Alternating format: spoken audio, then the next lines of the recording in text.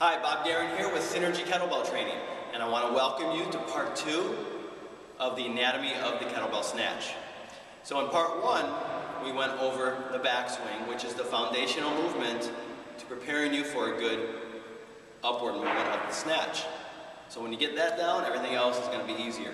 This next part is going to focus on acceleration and moving the bell from the waist level all the way up overhead. So in a moment I'm going to back up so you can see my full body, and I'll demonstrate to you what we're going to talk about, and then I'll come back and break it down.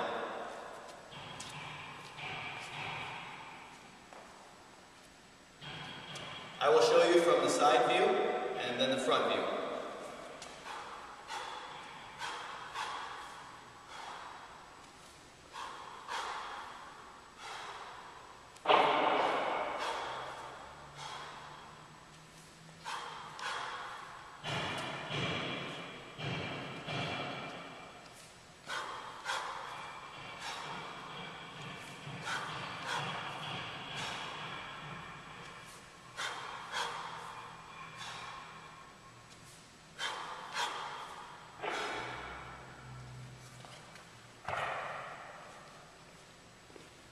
So, what I'm doing is I'm allowing my body to be the most efficient that it possibly can.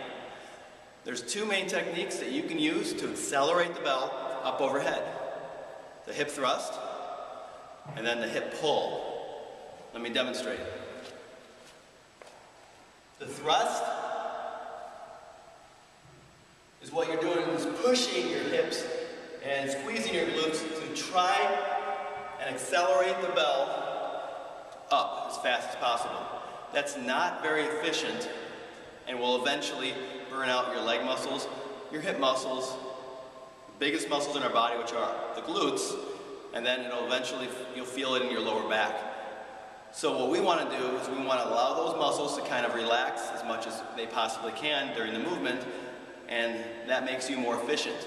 So rather than a thrust, we want to pull. So we're going to use what's called the hip pull to accelerate the bell up. So let me show you without the bell.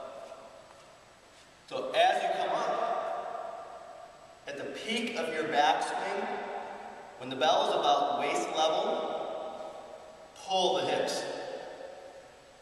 Just like so.